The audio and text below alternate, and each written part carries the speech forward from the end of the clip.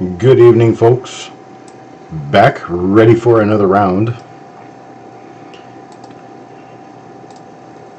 I did figure out that in all my rush and hurry to get out to eat dinner, I neglected to get my coin flips stuffed. So I'll be working on that for the next few minutes while we talk.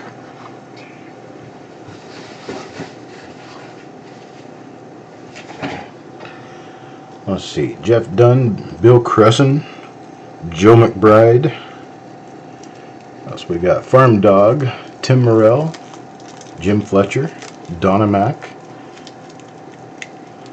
Adam Chambers.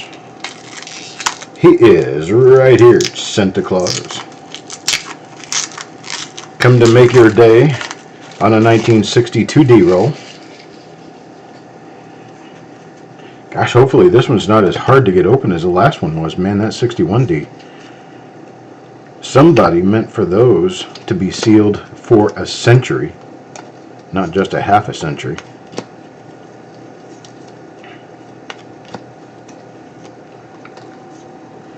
There's CMUS Omaha.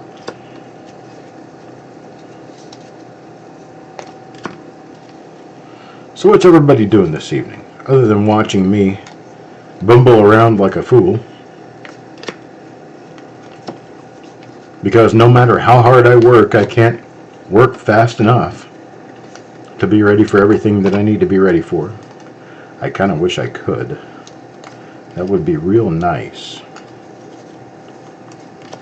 But unfortunately, no matter how many hours I put in a week, I'm always behind on something.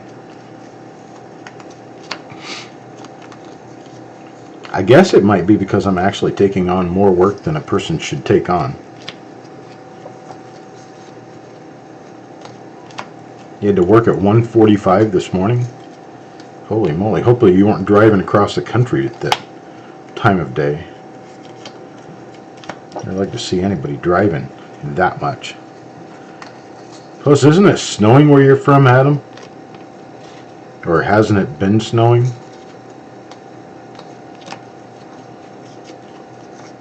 Grand Island, Nebraska. Holy moly. I think that's a distance away. Isn't Grand Island over Colorado way?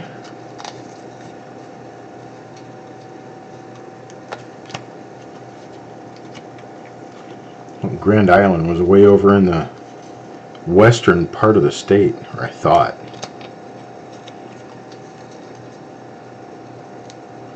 4.5 hours, center of Nebraska. Okay. I guess I had my thought that it was further west. Wait a minute, isn't there a... there's something else that starts with a G out toward the west, and I can't remember what it was now.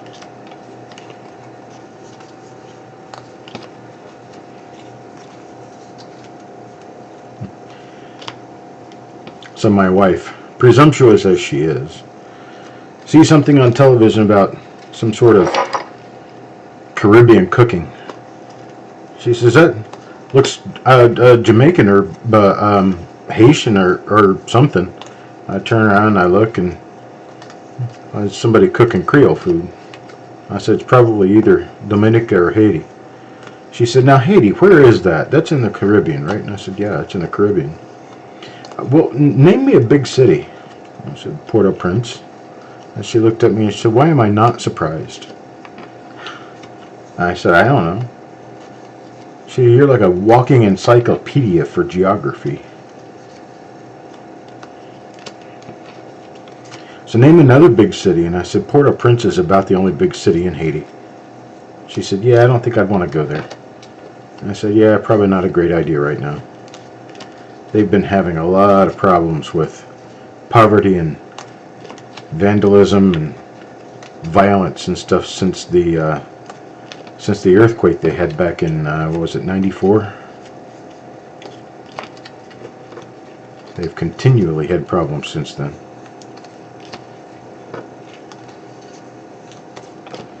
I'm done stuffing the flips now. Go back and start stuffing names. Just about there.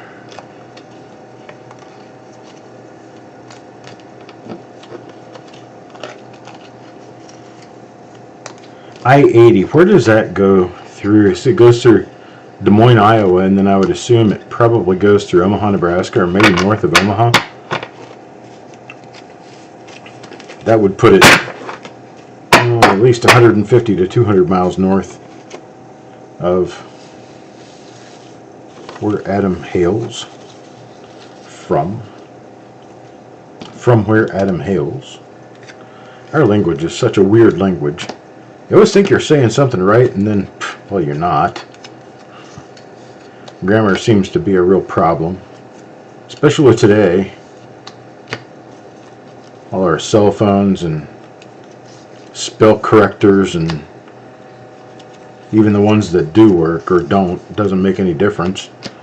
They're always changing what we want to say into what it thinks we should be saying, so we don't have to think about what we should be saying. We just write what we want to say, and it changes it for us. So we have no idea how to read, write, or spell in our own language, because all of our devices do it for us.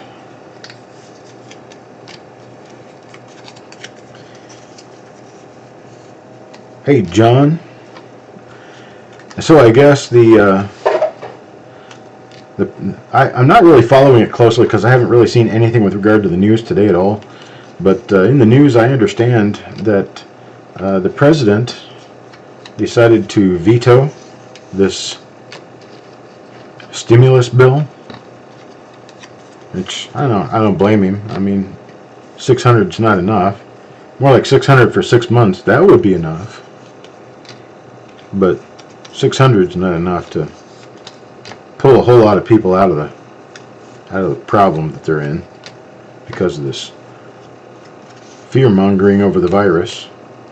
I'm not going to say that the virus is necessarily what did it. I think it's the fear-mongering over the virus is what did it. A lot of people way too afraid of their own shadow right now, and it basically caused the entire government or the entire country to shut down. Heck, not just the government. Government's been effectively shut down for many years. But here's the kicker on this one. The big issue with this is we have about 330 million people in this country. You give each of them $600 or $6,000, and let's say you give small business another $300 billion. You end up with about $600 billion actually, $500 to $600 billion out of a package that was worth $900 billion. Where is the rest of the story? Oh, I'm sorry, it just went into the pockets of the people who decided to give themselves a $40,000 a year raise this year. Yeah, that's where it ended up. Like, seriously, people. We really need to find a way to overtake our government and come back to being a normal United States of America, where the government cares about the people as much as the people care about the government. Of the people, for the people, and by the people. And not necessarily in that order, but you understand what I'm saying. Yeah, we really got to do something about this. I don't know what to do, though. I don't know what can be done. I don't know, with as divided as our country is now, thank you, Democratic Party, we have this thing now where we are on the verge of civil war, verge of splitting into two different countries or something to that effect. And well, there's all kinds of calls out there to get together, to do something, make a stand, do something. Who? Which side? Because you know they're not going to stand together. Yeah, no, that's my soapbox for the evening. I got about 6 names left of stuff, and we're going to get on this roll.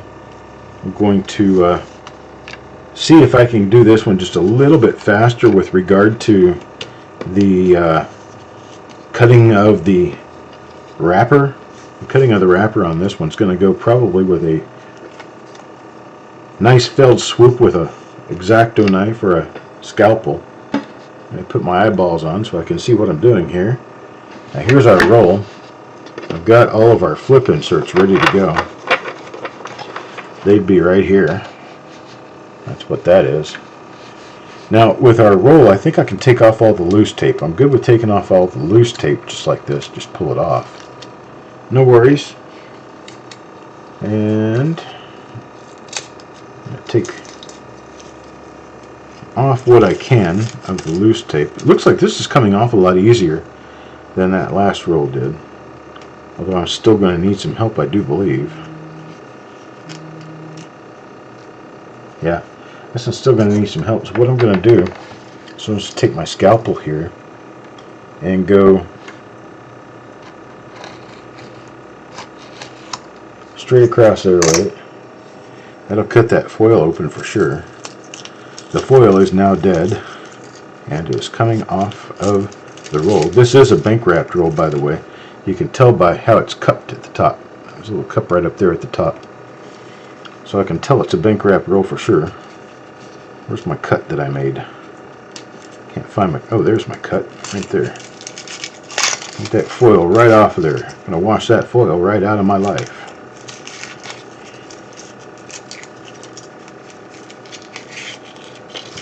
Okay, I got all the foil off in more or less 25 pieces.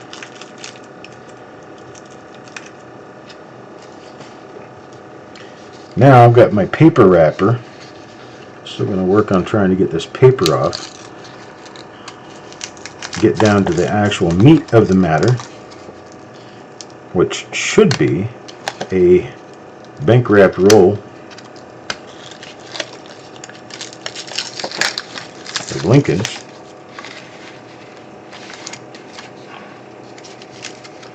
Still having a little bit of trouble with the paper here. Shouldn't be this much trouble. There's like 6 levels of paper in this. There's a layer after layer after layer. Holy moly. Okay, this is actually a very nice looking roll. One of a type that I don't remember ever having seen before. So this is nice. Like this. I hope it's got a lot of goodies in it. But we'll find that out as we dig in. Right now I'm still trying to get the paper off of it. A lot of paper. And tape. And it was wrapped nice and tight too. So here I thought we were doing this the fast way. And I found out the truth. There is no such thing as a fast way. That's actually pretty awesome. It says FRB of NY. So the First Federal Reserve Bank of New York. Where this one's from. No, there's no guarantee. There is no guarantee that there will be toning in there. It's just a normal process, generally, that there will be toning. Oh, yeah, that there will be toning at the end of the roll. There you go. Take a look at that. So we're going to go ahead and open this roll up. We've got a cardboard plug at one end, which generally restricts toning by a certain amount anyway. And then at the other end, it is open. And we can see that it did a very nice job toning the coins on that end. So whoever's got coin number 1, can be a lucky duck. There we go.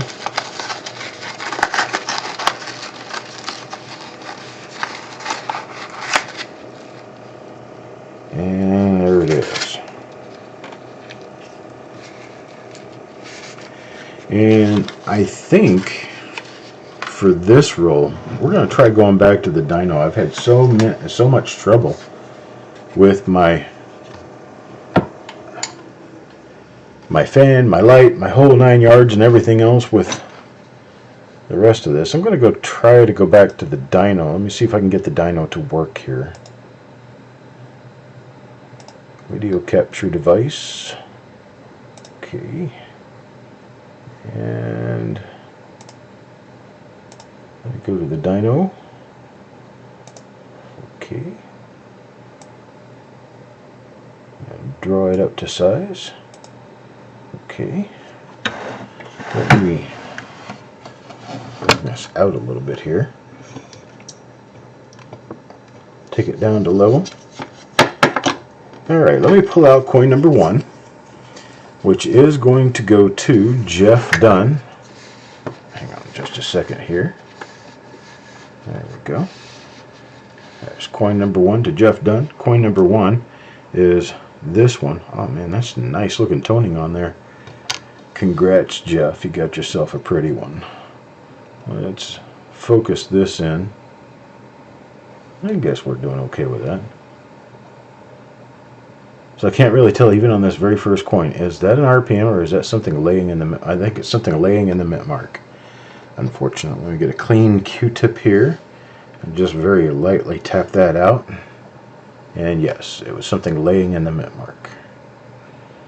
Okay. So, gosh, look at all the colors on this. Outstanding. Very nice.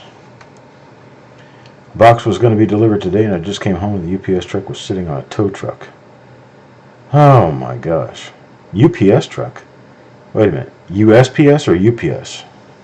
Because I don't deliver UPS. I don't use UPS. You have to be talking about the USPS. Yeah, okay. Gosh. So Shantanu got his coins from a previous hunt. Nice to know. Got nothing on the obverse of this one. Got a sick dad you're taking care of. Oh my gosh. I hope he gets better soon.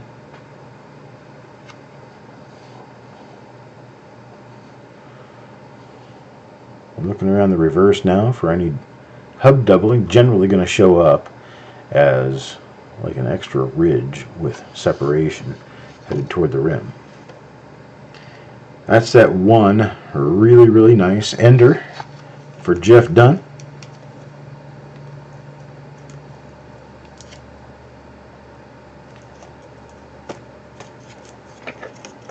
And coin number 1. I think we're better off using the dyno. The other one makes too much noise. Coin number 2, Tim Morrell. This one will be for Tim Morrell. It's coin number 2. It's bright red. Beautiful red color. Love this thing. Not an RPM. Let's check the eye. Nothing on the eye. Check the rest of trust. Nothing there.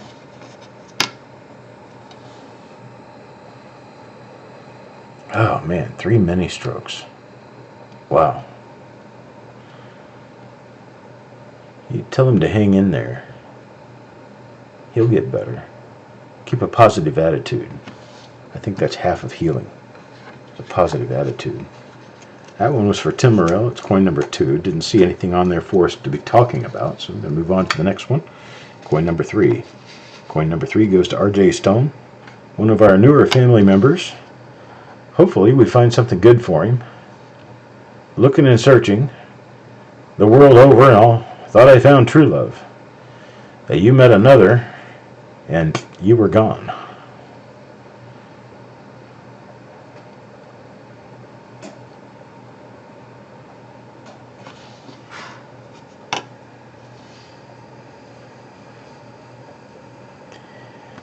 Well, you guys just keep a good positive attitude. That's pretty much the only thing that we can do sometimes. It's a good positive attitude. You know, when the medicine runs out, there's not really a whole lot we can do. Keep a good positive attitude. We last a lot longer that way.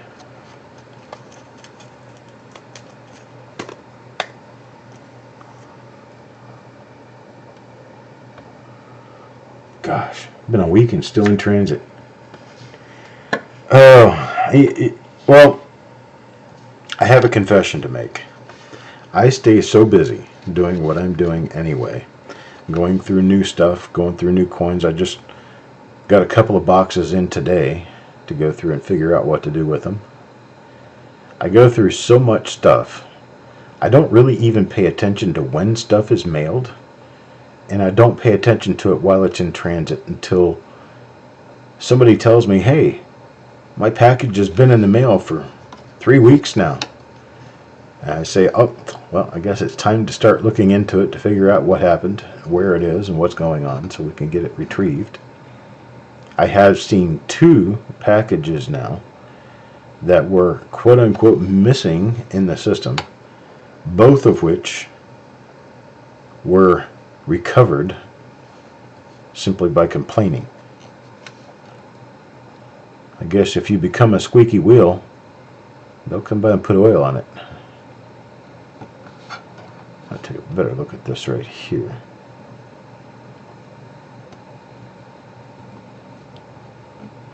Thought maybe I was running into a double die, but I thought wrong apparently, because it doesn't look like a double die when I flip it up this way. So there's the obverse of that coin for Orig. Let's take a look at the reverse and see if we come up with anything special.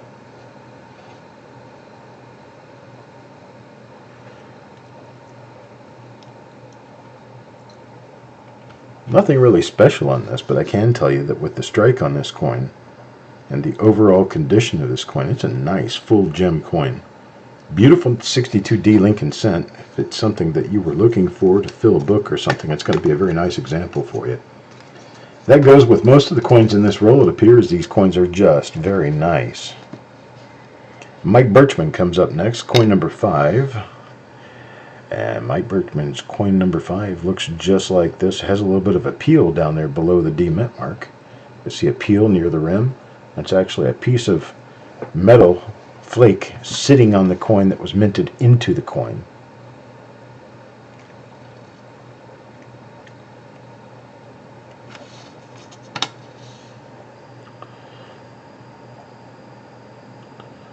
Looks to me that we've got nothing else going on here, so we'll move on beyond Mike Birchman's coin. Number 5 on to coin number 6. Now number 6 is going to belong to Jeff Dunn. And Jeff gets, that is, I do believe, an RPM, and it actually could be a pretty nice one. Hang on a second, let's take a better look at it. Zoom in a little further. Let me get my light straight for this situation. Yeah, we have a pretty wide stretch on the lower serif there. See if I can get it into a position where it looks a little more serif-like.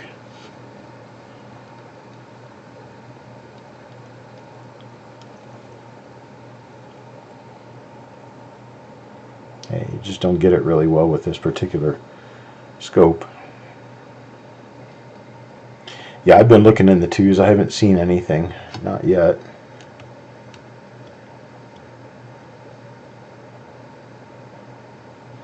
So we do have an RPM there, it does appear.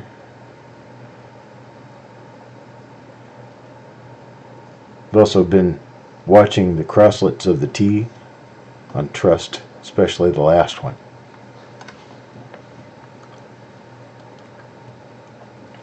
I've been watching the date digits for extra separation.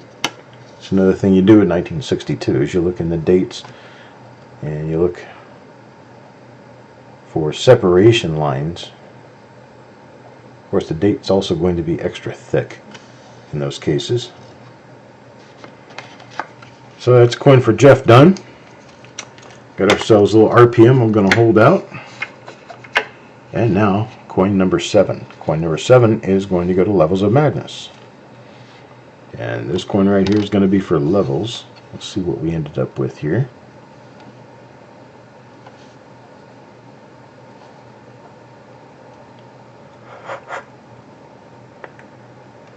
Well, it looks normal from what I can see so far. Yeah.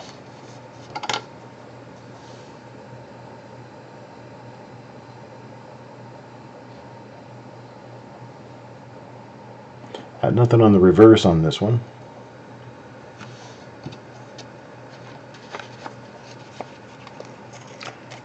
And now one for Levels. Now move on to coin number 8. Paul Hampton. Haven't gotten any more when I'm making something for Paul. Sometimes I have this issue. There's one of our 2s, as it appears. I think that's a double die on the 2.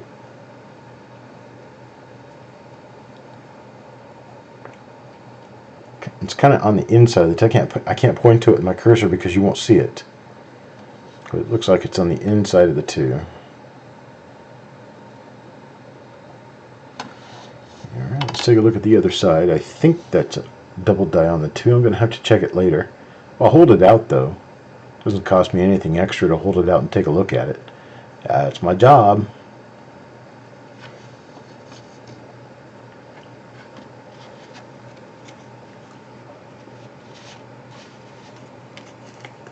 Now this one for Paul Hampton.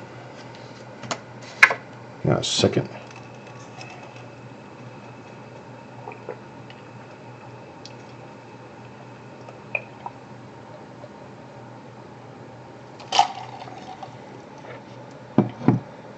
Brought my ice water in.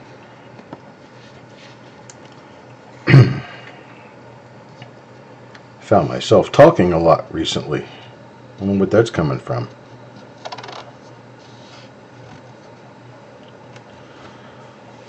And my voice gets a little shattered in the evenings when I talk too much. So I have to keep it wet. My whistle has to be wet or I cannot talk.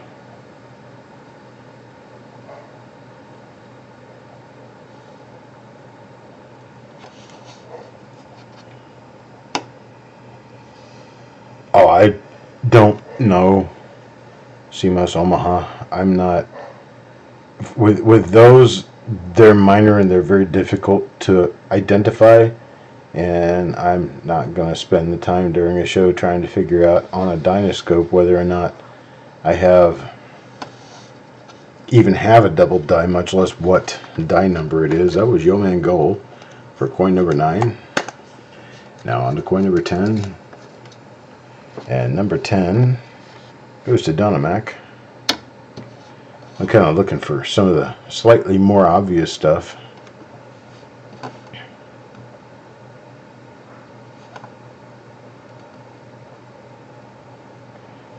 Nothing going on with this one. It does not appear.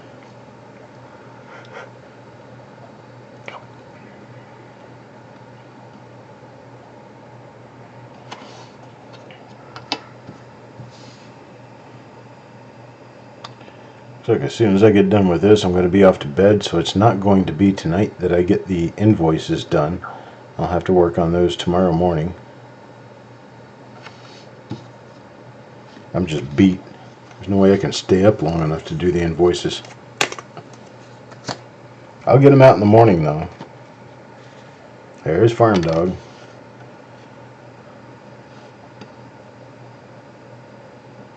Yeah, got nothing going on there, unfortunately.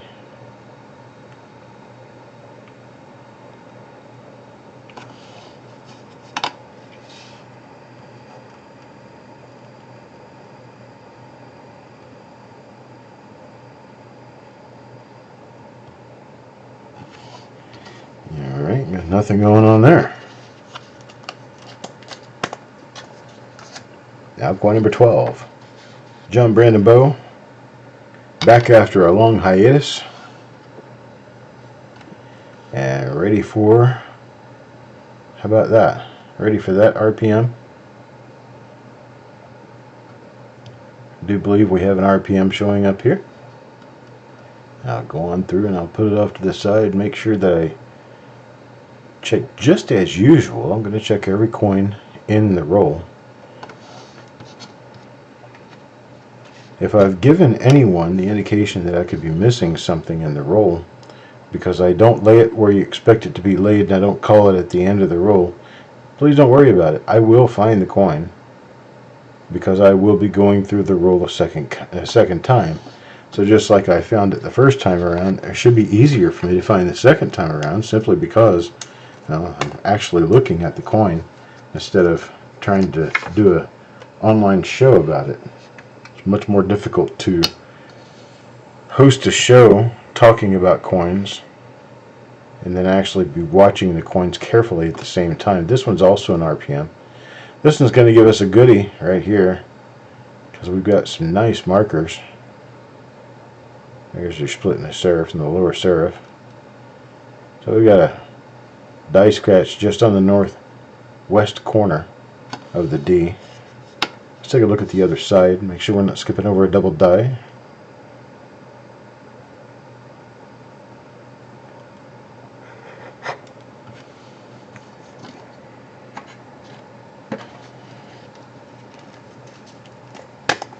Alright, so we do have another RPM right there.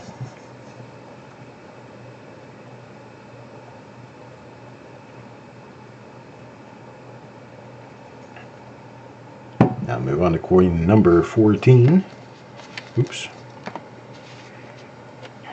Tim Morrell. Coin number 14 to Tim Morrell.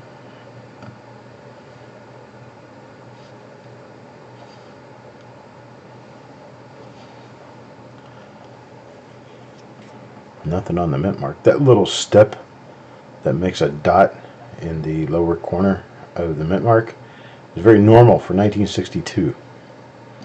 It's just 1962D, but that's a normal thing.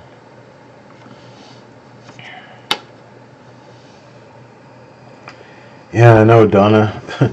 The yawning is really hard to control when it's this late at night and I've already taken my medication.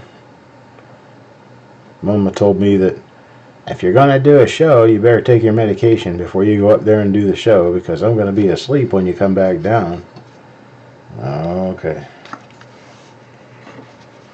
Well, my problem is my medication makes me tired. It's supposed to, but it does. Alright, that's coin number 14. Now for coin number 15. This one goes to Donna Mac.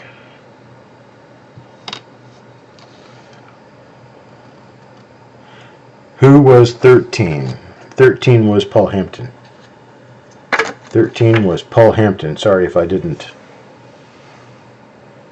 make that clear during the time I had it out. So this was another normal one. Appears to be another normal one. This is Donna Mac here. Just make sure that you guys know.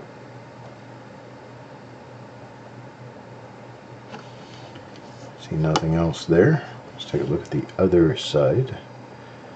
These reverses seem to be just a little soft.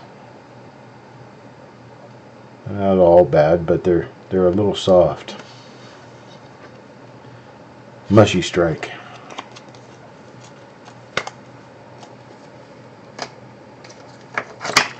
Alright, that's coin number 15. Move on now to coin number 16. See what we get with coin number 16. Midnight Silver Red.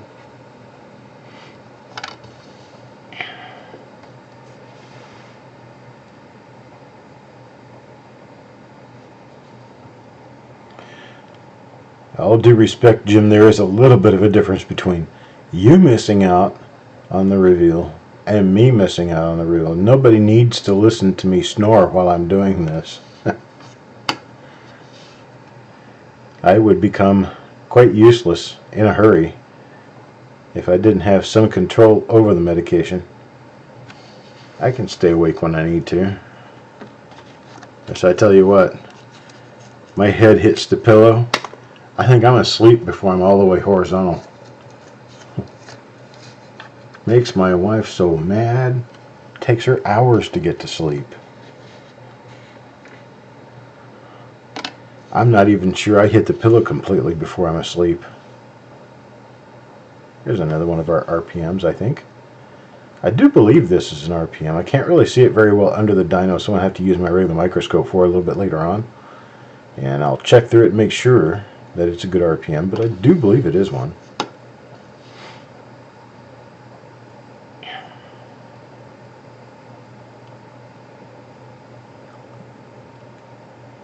Got nothing really going on anywhere else here. That one's for Yeoman. Now coin number 18. Coin number 18 goes to John. Big John, here it is. Ooh, got a normal 62D.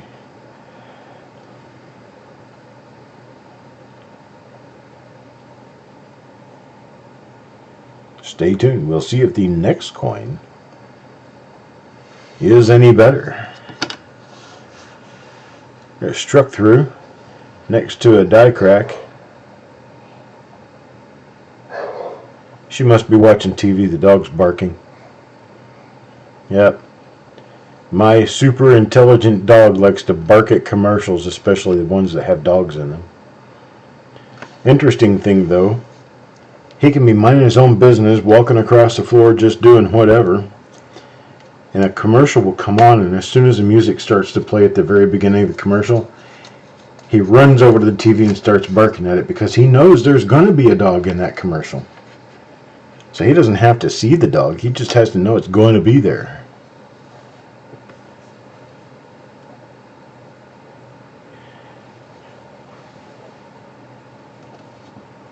The first time I read that, Bill, I read, so my daughter went out and bought her boyfriend an 8.5-inch TV for Christmas.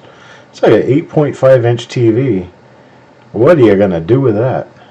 It sounds like what we used to have in our boom boxes when I was a kid. Remember the dual cassette deck and big blaster speakers and a little tiny 8-inch TV. I had one of those one time. Wish I could have kept it. But everything went digital and it quit working. Wouldn't pick up the TV channels anymore because TV channels were all broadcasting digital. Of course, it wasn't digital. This one's Mike Birchman. Sorry, the one we just looked at. It's Mike Birchman. It's coin number 19. Now coin number 20. Jeff Dunn. Jeff Dunn, coin number 20.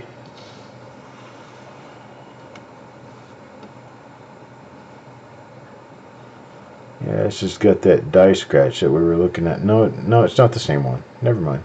Not the same die.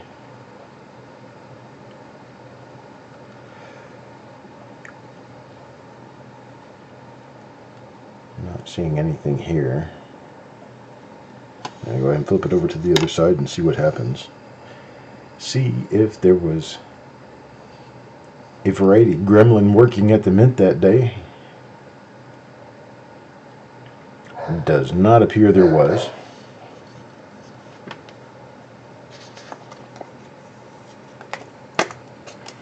So that was Jeff Dunn, coin number 20, now coin number 21.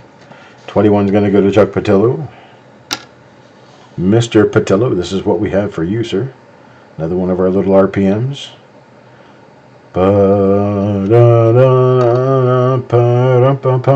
This is one of our little RPMs.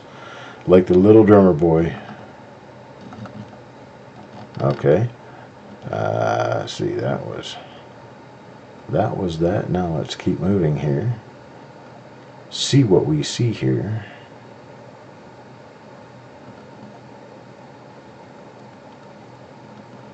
Hard to find cassette tapes of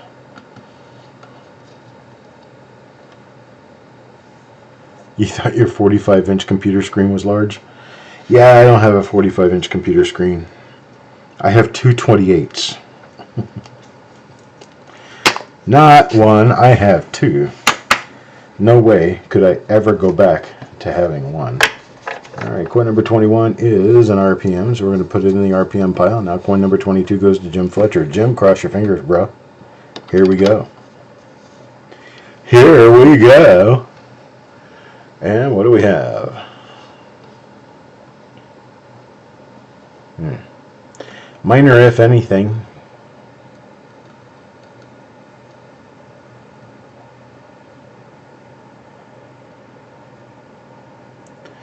You still have 8 tracks?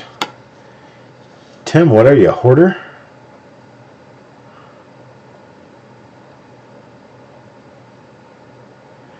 I thought maybe one time, collecting 8 tracks would be a good idea. Yeah, no, not so much. I don't think anybody wants them. Of course, I guess except the people who are collecting them. Coin number 23 now. Coin number 23 will go to John L. John L., this is your coin, sir. Let's see what you get in your coin. Looks like a normal one.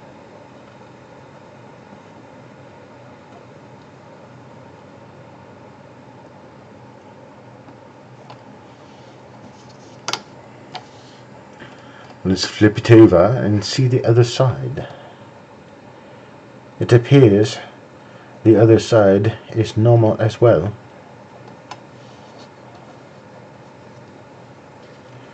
You can be a hoarder. Yeah. Mama calls me a hoarder. I'm not a hoarder. Come on, really? I'm not a hoarder. Here, look. Video capture. I'm going to create a new, and I'm going to use the Pro Cam. There we go. Hit OK. Look at this. Is that the room of a hoarder? It's a large room, but I've got a lot of stuff. I don't think that's the room of a hoarder. I just took in a couple of large collections that I'm working through. I mean, come on, Mama. Guy's got to have his spot, right? All right. Back to life. Back to reality. Farm Dog. Coin number 24. 24. Coin number 24 goes to Farm Dog. I don't think I saw your room on Facebook. I don't think I did.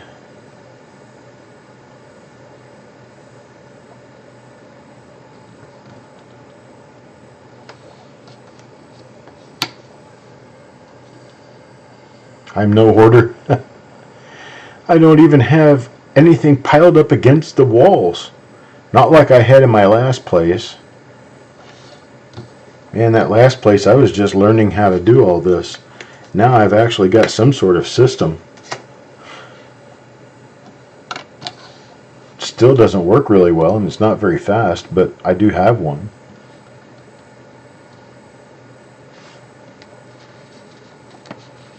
This is Deanne.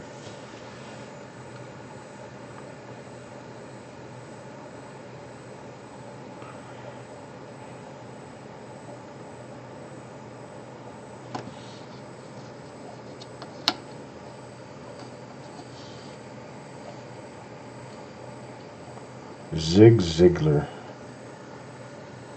For some reason that sounds familiar, and then it doesn't.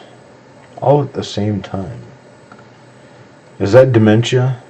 When something sounds similar yet, well, it doesn't. All at the same time.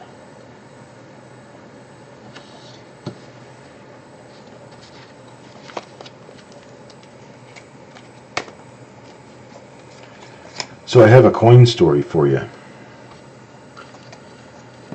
It was the autumn of 2001. I'd been doing coins for quite some time by then, and decided to go to my local coin shop and talk to the dealer there about any possibilities that he may have some rolls that he'd like to sell to me. He says, well, you know, matter of fact, I do. I have a year run of rolls that you might be interested in having. Plus there's a few extras. So he brings them out, sets them on the table, and it was every single BU roll from 1940 through 1958 minus 1943S. Everything else was there. And I asked him, how much would you like for all this? He said, well, there's more. Let me get it out for you. So he went in the back room and came back out, and he had a small bag, like a Crown Royal size bag, in his hand. And he says, this all comes with it. So he dumps out the contents of that, and there were like 12 rolls of 1958D, and then another 7 or 8 rolls of 1953S. All original bank wrapped. Those were really nice. But the other rolls, most of them were in tubes. All of them were in pretty good shape. And I had no outlet at that point in time to sell anything, so whatever I bought was Well, it was going to be stuff I was more or less going to keep, right? But this full roll run from 1940 through 1958 included extra rolls of 1953S, extra rolls of 1958D, and then he showed me there was a roll of 38 plain and a roll of 39D that came with the whole thing. And I thought, well, this is kind of neat. Well, so what do you want for the box? I was thinking, well, you know, he's probably going to say something like, I don't know, $500 or $600, and it's going to be totally out of my budget. But he looked at it for a minute, hemmed and hawed, and he says, I tell you what, I trust you. I know you don't have a whole lot of money. So I'm going to let you have this for $400 per month for a period of 4 months. Or 3 months. $400 a month for 3 months. I said, what is that, $1,200, right? He says, yes, $1,200 and it's yours. Pay me $400 over a period of 3 months. I thought, man, this is going to be really hard to do, but I'll try it. This is an RPM right here. So I'm going to put it on the RPM pile. Oh, I'm sorry. And who does this belong to? Levels of Madness. It belongs to Levels. Levels is going to get this one. Yeah, I thought, I'll do that in a heartbeat. So I got his rolls. I took them home and I started looking through them. Came up with some sweet coins. It's pretty nice looking coins. A lot of really nice gems. I wasn't a dealer. I had no idea exactly what I wanted to do with them, but I was on eBay. So I started piecing the rolls apart, one coin at a time, for, you know, anywhere between $2 and $10 a coin, depending on how much I paid for the roll. And through all of that, I managed to make about $400, $500 profit and was able to pay him off early. That established a rapport with a dealer that could have taken much longer to do. But if you have the ability of being able to have an outlet where you can sell the things that you don't necessarily want while at the same time buying collections that have what you do want, that right there is the definition of being a super collector slash dealer. Somebody who can actually collect what they want to collect for free because they can sell the remainder of what they buy at a profit. But you have to be in the right place at the right time to be able to get a hold of deals like that.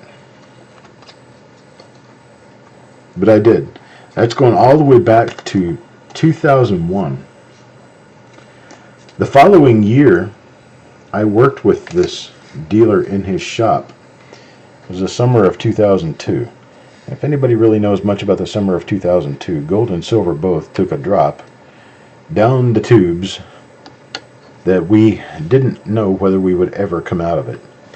It was one of those recessions of gold and silver where there was just way too much of it on the market.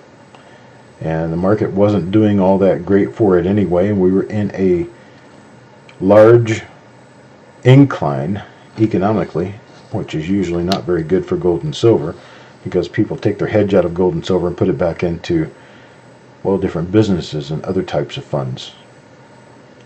And so at that point in time, gold was running, I think, $260 an ounce, and silver was around $4.25 an ounce. And with those, he asked me, well, you want to come to work for me, part-time, you come and go when you want, keep track of your hours. And here's what I'll do for you. I can pay you cash, $12 an hour, or you can take it in gold and silver. You take it in gold and silver, you get it at $13 an hour. And I was like, well, that sounds okay. Of course, back then, $12, $13 an hour, that was almost double minimum wage. It was a pretty decent shot. So I decided to work for the coin dealer, go downtown, grade coins, put them in holders, put pricing on coins and stuff like that for him. I was a higher level person. I could look things up. I knew how to grade. I was doing pretty good. And well, it's about a month into working for him. I worked for him for over a year. About a month into working for him, I bring home my stack of silver eagles and other silver bullion coins that I get for working for him. And wife takes a look at it and says, "What's this?" I said, "Well, it's silver. We're going to place a hedge in silver." She said, "Not when you're making $12 an hour. That kind of stuff is for people making 3 times what you make. You bring home cash." And I said, "Well, okay." So from there, like 2 or 3 weeks in, all the way through the next year that I worked for him, I worked for that $12 rate, and he wrote me a check every week. Yeah, I definitely wasn't a higher level person. I've never been a higher level person. I've always been one of the low on the totem pole type guys. Never had money. Still, I've never had any significant money. I've got a little bit of a retirement account, but not much. And what I do here doesn't make enough money for me to consider myself one of those higher level people.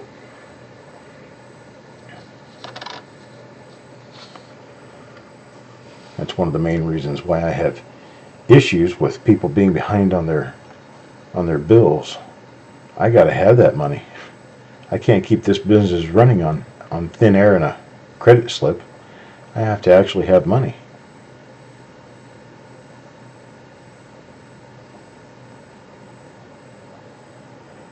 But I worked for cash for the remainder of that year.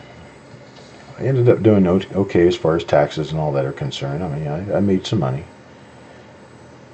But all the hours that I put in, if I had worked for 2.5 ounces of silver every hour, you imagine 2.5 ounces of silver now? It's like 125 grand a year. 125 grand back then. Well, probably if you said 125 grand down in front of me and say work for me for the next year, first thing I'd do is mess my pants.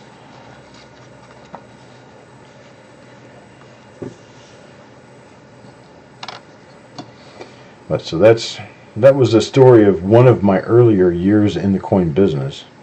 I learned a lot about buying and selling coins during the period of time that I worked at that coin shop. So a lot of collections come in. I was able to buy all the copper out of one collection that came in.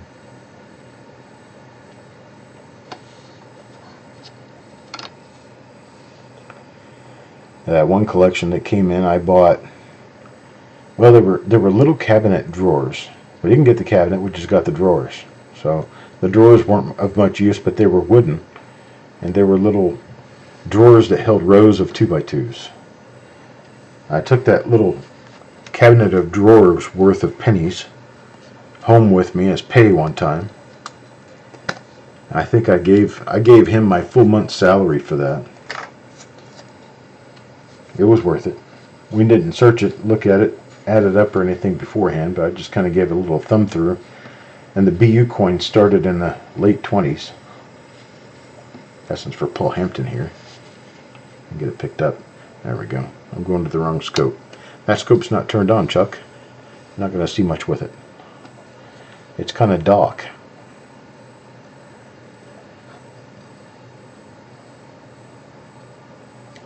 Yeah, so that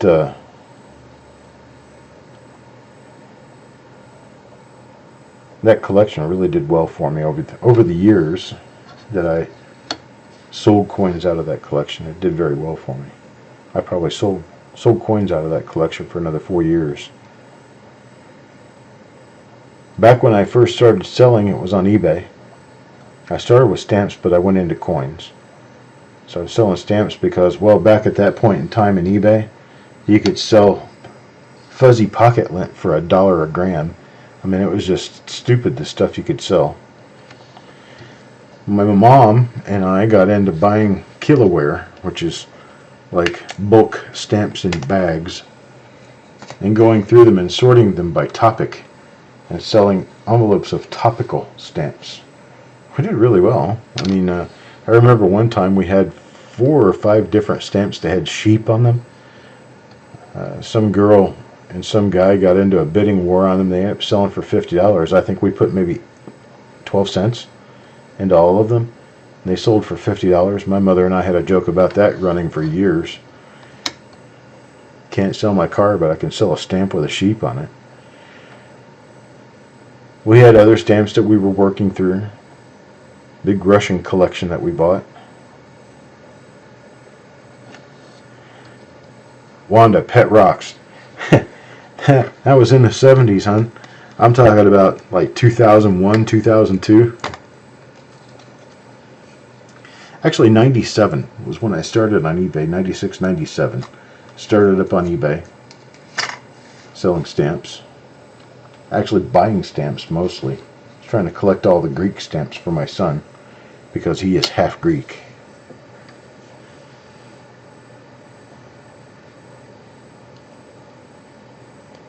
Oh my gosh, it looks like we're probably going to run into more or less a bum roll here. Don't have a whole lot going on in here. Can't make it up. It is what it is. So this is what it is.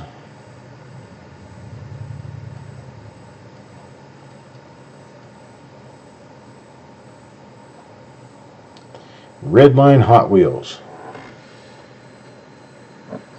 I have a Redline Hot Wheel around here somewhere. It's one of my original Hot Wheels from when I was a kid. I probably had 300 or 400 Lesney Matchbox cars and maybe a couple of dozen Hot Wheels. All of my Hot Wheels were the Redliners, ones that came out from like 69 through 73, 74. Party Pickle. What's going on, Party Pickle?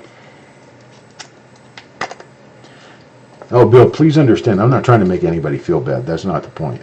My point is the money that I make is all used. I don't have like a bank account sitting around with 5 digits in it. My bank account rarely has anything more than $500 to $1,000 in it. But that's just because I keep my money out and active. If I just let the money sit there, it would probably grow. But I don't want to let it sit there because, well, money sitting in a bank account is a dead asset. You're not doing anything with it. You got to do something with it to make it bring any more. Can't make profit on cash in a bank.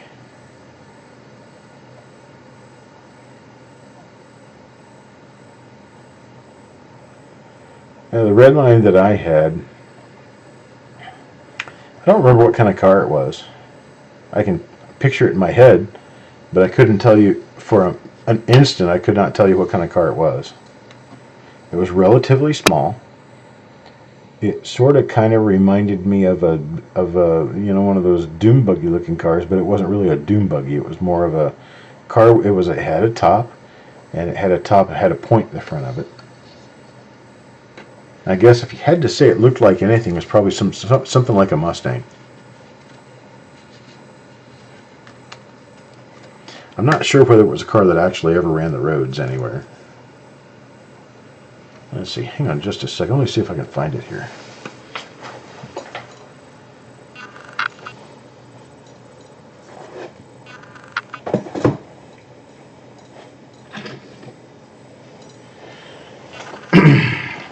What do you know? I knew I had it here. Well, I don't really want that camera either. Well, I can use this one. There you go.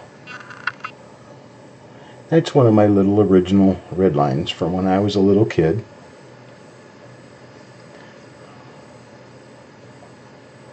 I don't have any idea what kind of car it is. What does it say on the bottom of it? Oh gosh, it's so dirty I can't read it. But there we go. That was one of my little Redlines from when I was a little kid.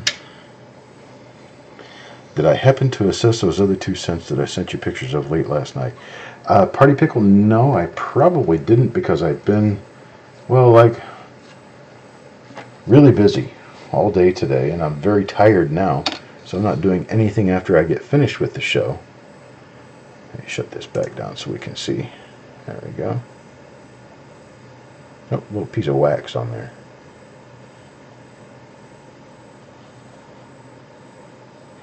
No, it's not a dune buggy.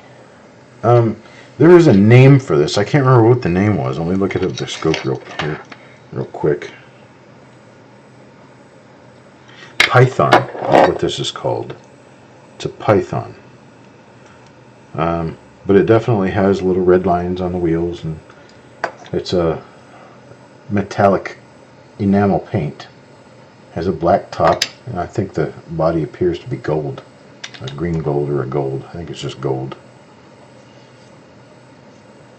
Silhouette Python. There you go. Well, I knew if Tim knew anything about his Hot Wheels, he'd know what that was. It was one of the rather common ones, I do believe.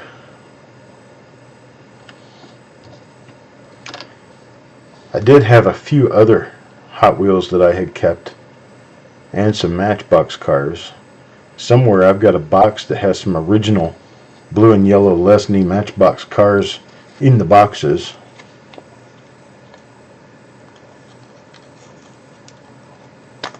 Was it a Ford? Huh. I thought it was just some sort of a little fantasy car. I didn't think it had anything to do with a real model. Super fast on the tracks, I bet they are. This one wouldn't be. This one needs a wheel job. Needs an axle job. Axles are probably a little bent out or something. The wheels don't sit perfectly right. Probably somebody could fix it. I know that there's people who actually take these things and they drill the little rivets in them and pull them apart and soak them down and re-chrome them and all that kind of stuff, and they look brand spanking new when they get done, but I'm sure they're not worth anything after that. Hot Wheels and Micro Machines. I kind of remember the idea of Micro Machines. That was kind of around the time the Transformers were big. No, actually, Micro Machines were around before then. I had a Micro Machine. I don't know if it was a Micro Machine or a Tootsie Toy. It was a circus set. It was really kind of cool. Had all the little circus cars, and they hooked together, and you could pull them across the floor and whatnot. 41 Eric Beyer.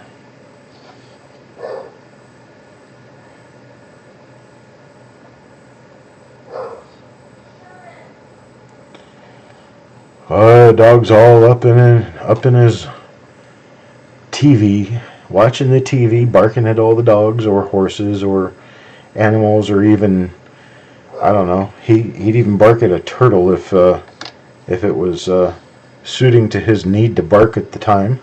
I don't think it really matters what it is on TV, as long as it gives him some excuse to speak up. He certainly will.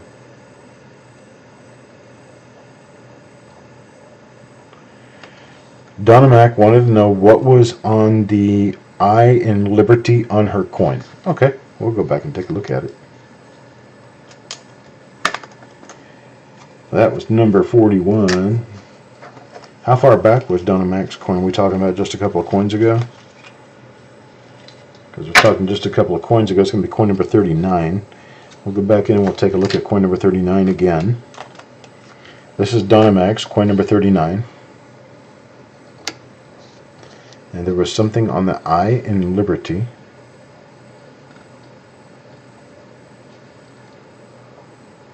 Well, the L has been smashed, and the entire coin shows a certain amount of die wear, and that's probably what you're seeing with the coin at this angle, is the die wear, the feathering from the die wear. That was just the way it was turned. Yeah, that happens with this particular scope. It gives you a lot of false reading. You have to kind of look around some of the what ifs with these, because, well, they have a tendency to look different from the way they actually do because of the effect of the camera. Unfortunate, but true.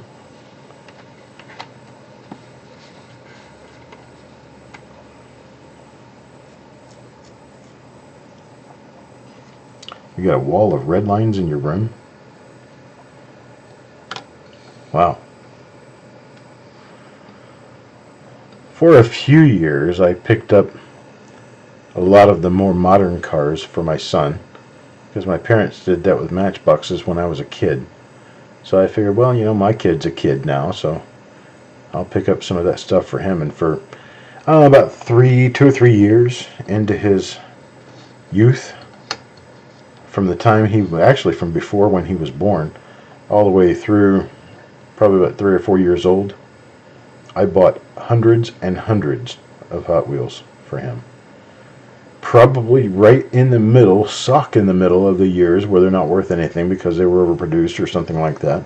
I generally run into that kind of luck with stuff like that. But I had most of the series from the 94 through the 97. I had pretty much everything. You're very welcome, Donna. Anytime you have a question about something I'm going through, just ask. We can discuss anything while the show's up. It's your time.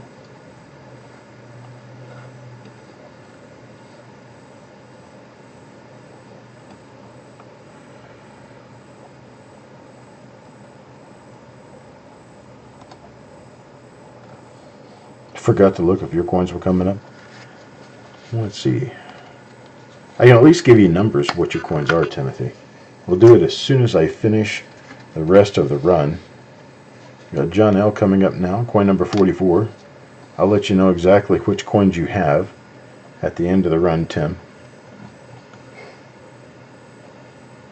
I often have the same problem. My voice box just gets yammering on, and I even forget why I am someplace. Oh yeah, I was here to get, well, I guess I don't remember what I was here to get. But this talk of the weather is really interesting, so let's keep talking. Never been the type of person to really be in a hurry to get anywhere. So, somebody had something to talk about that was something I had some interest in. I'd be willing to sit around all day and listen.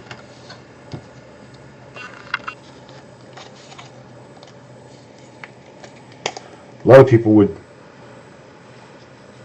give money to talk to a person who was a big benefit to their life.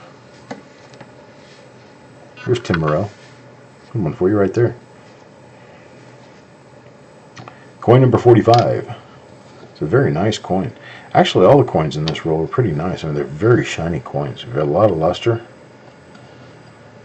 Unfortunately, just not much in the way of die varieties. I think this one could be one of the minor doubled RPMs here. Could be. We're just not finding a whole lot in this roll, unfortunately.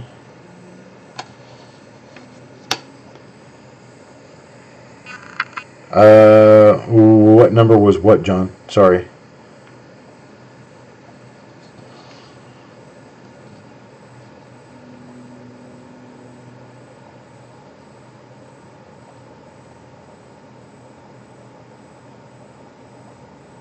Your number?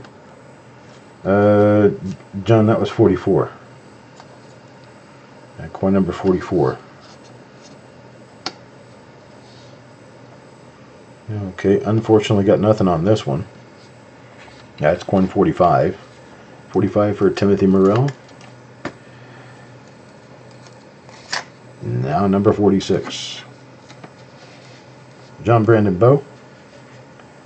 John Brandon Bowe will get this one. Unfortunately, not a die variety. I just feel it. We're going to run into a big roll someday. It's going to be a really big one. It's going to have $1,000 worth of coins in it. It's going to be major top page news on Coin World. CoinWorld.com. We'll do a full homepage spread about it for a week. After that happens, anybody and everybody will be very lucky to get into any of the rolls. We'll have 100 people in there. You do realize that there are only like 25 to 30 active bidders in my auctions, and these rolls sell out inside of 10 seconds. Well, if I quadrupled the number of people, the time that the roll would sell out in would be less than half. You'd be 4 to 5 seconds with a completely sold roll every time. I can remember when I had to start doing the shotgun starts. Most people were like, before I could even described the roll, I would have the thing sold out. Like, people, I at least want you to listen to what you're buying before you buy it. Maybe I'll do that someday. I'll sell an empty tube. Here's an empty tube. How many spots do you want to buy?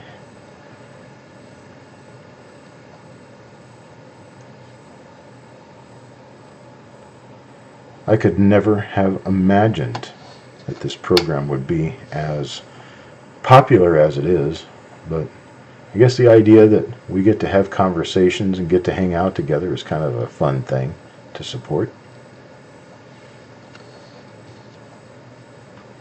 It's all love and games till the reveal comes out. That's right, people. Then it's just brutal honesty. Well, sorry you paid $1.50 for this coin. That was junk.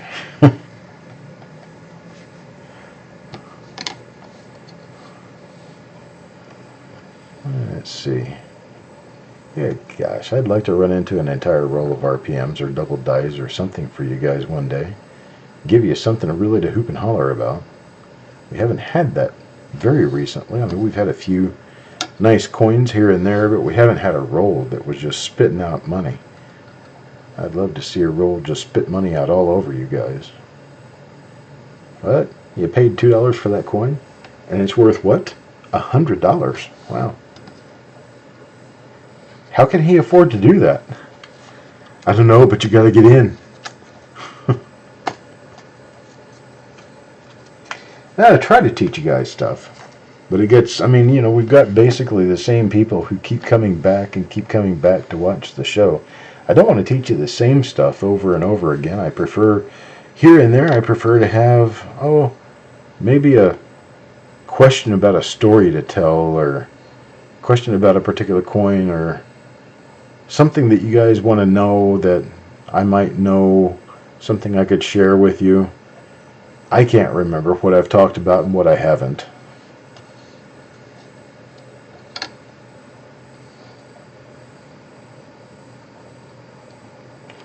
So by the time I can spit something out that actually has some intelligible value to it to anyone other than me and my mother and my dog,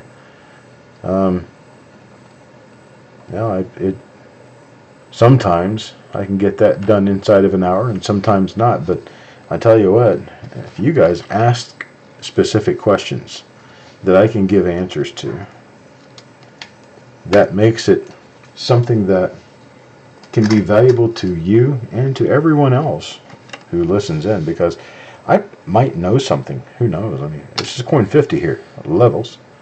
It's got toning on it.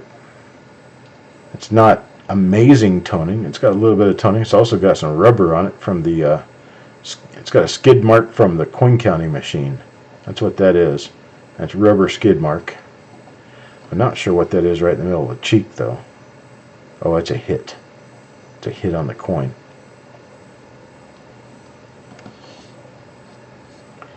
Well, and that is it for this roll.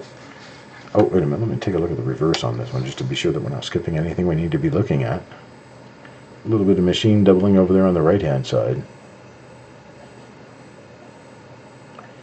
Nothing else. I'm going to start doing a mass shipping again tomorrow.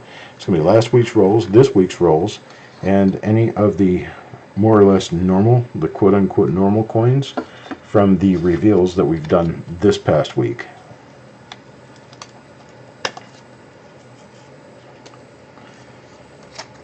So this is what we end up with here. And John, did you want the numbers, John, to all of the coins that you've had tonight, or just that one?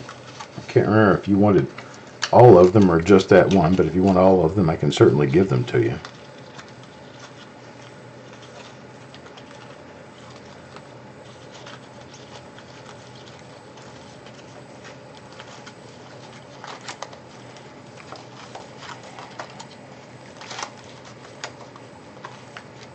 No, just that one.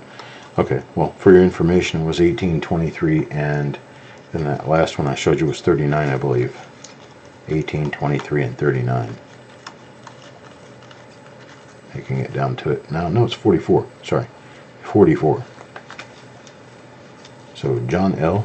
is 18, 23, and 44.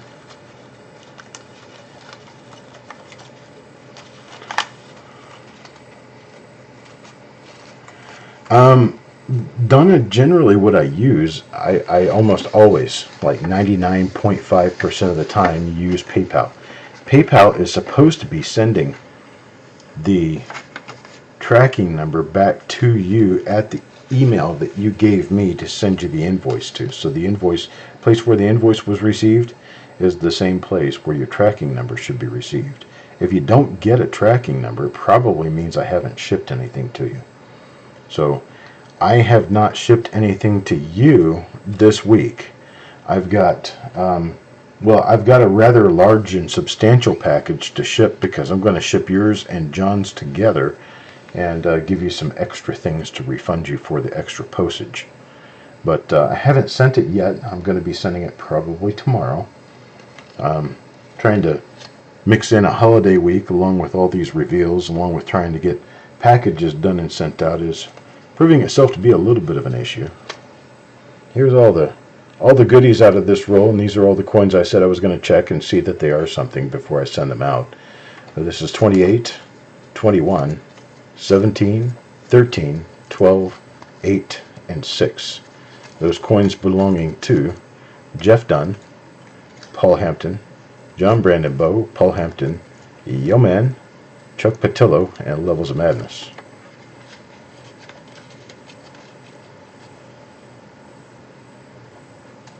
Okay, now if you have packages that you know have been shipped and you want to find out about them and you don't have a tracking number, please ask. I'll get you tracking numbers for whatever I've shipped to you. And if you have had a package out for, I would say, more than 3 weeks, at this point, for more than 3 weeks, we probably need to start working on a claim to see what we can do. But it would have to be out for more than 3 weeks.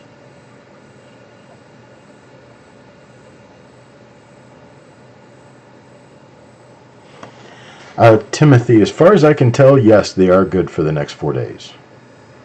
I have one that I'll be doing tomorrow.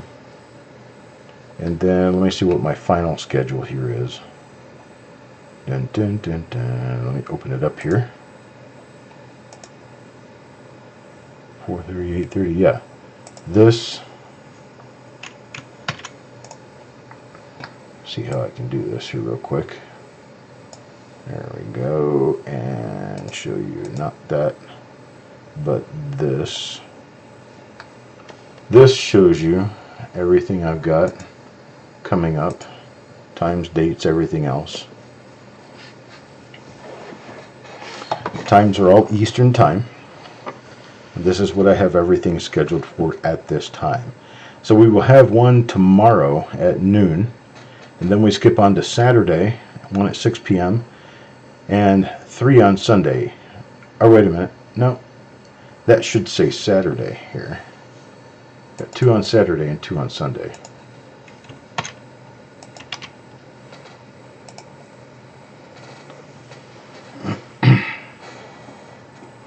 Can't see this?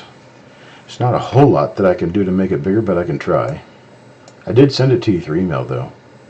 I can send it to anyone at email again. If you ask for it, I'll give it to you.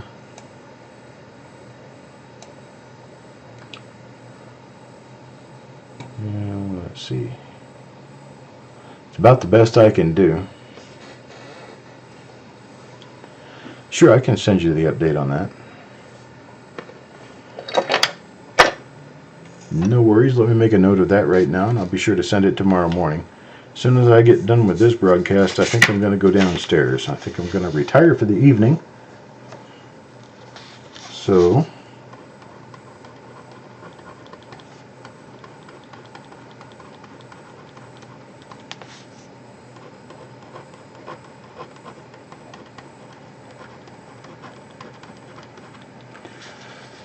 get your tracking to use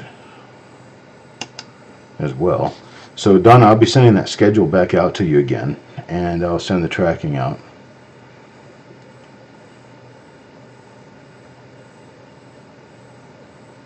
And I appreciate it. I appreciate everything you guys do. Showing up and being here to enjoy this roll with me. Hello, Perel.